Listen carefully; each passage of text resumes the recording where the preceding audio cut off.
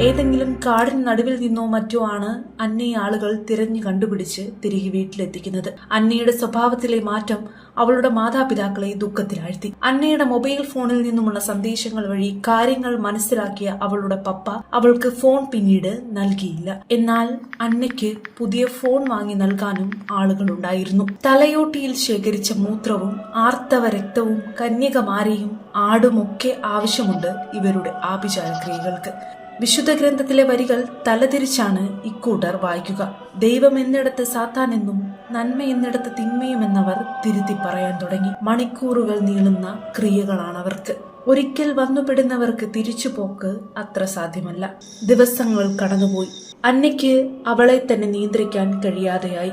ഭ്രാന്തമായി അവൾ അലറാനും ഭക്ഷണം വാരി വലിച്ചു തിന്നാനും തുടങ്ങി.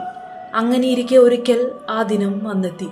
അന്നു രാത്രി അവൾ ആ വീട് വിട്ടിറങ്ങി. വേഗത്തിൽ നടക്കാൻ തുടങ്ങി. മലമുകളിലെ ചർച്ചായിരുന്നു ലക്ഷ്യം.